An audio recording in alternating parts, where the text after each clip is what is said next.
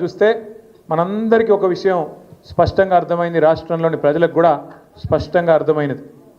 ఈ శతాబ్దపు అతిపెద్ద మోసం ఏదన్నా ఉంది అంటే కాంగ్రెస్ పార్టీ ఇచ్చిన అభయహస్తం అనే మేనిఫెస్టో.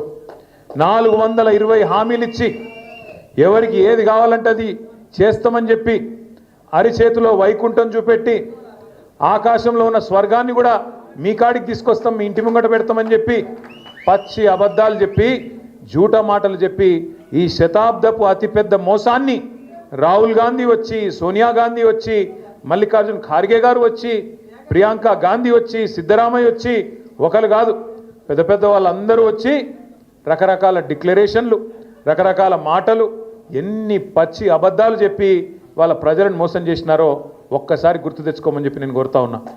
ఇవాళ నిజంగా కూడా చెప్తున్నాను, నేను కొంత బాధతో కొంత మరి అసంతృప్తితో కూడా చెప్తా ఉన్నా ఈ మాట.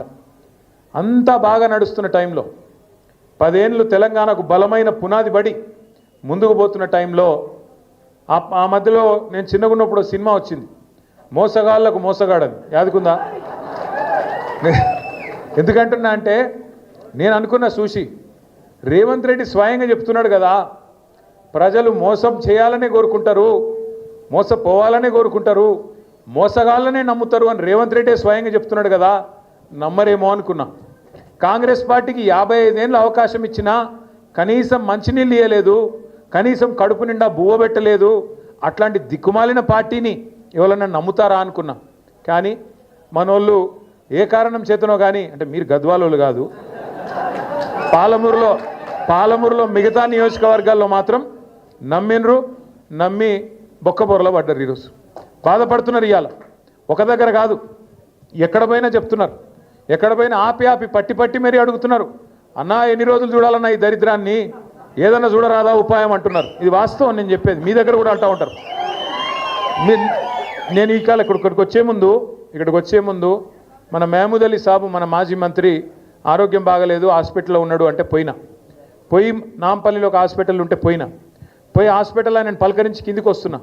ఒక ముస్లిం లేడీ, ఒక పెద్ద మనిషి వచ్చి నా చేయి పట్టుకుంది, బిడ్డ ఆగాగు అంటే ఏందమ్మా అంటే మందిలో వచ్చింది, అడ్డం పడ్డది, ఆగు నువ్వు అక్కడ ఆగు అనే.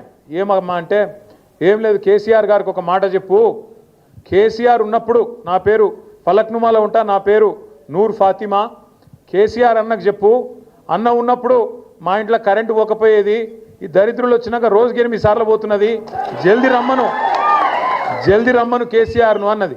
అంటే ఎట్లమ్మా ఏం చేస్తాము, ఒక ఓటుకు తప్పు ఓటుకు మరి శిక్ష 5 ఏళ్ళు కదా, ఏం చేయాలి నేను అని నేనంటే, ఏదన్నా ఉపాయం చూడు బిడ్డ, ఏదన్నా చూడరాదు మీరందరూ కలిసి అంటున్నది. ఉపాయం ఏం లేదు, ఉపాయం ఒక్కటే, ఏ 10 మంది సన్నాసులైతే మన పార్టీ నుంచి పోయినరో ఆ 10 మంది సన్నాసులకు రేపటి రోజున ఉప ఎన్నికల్లో గద్వాలతో సహా కర్రు గాల్చి వాత పెట్టడమే ఉపాయం తప్ప వేరేం లేదు. మీ అందరికీ నేను మాటిస్తా ఉన్నా, వీళ్ళు వాళ్ళు అని కాదు, మీ ఎమ్మెల్యే పేరు తీసుకునే అక్కర కూడా లేదు. ఎందుకంటే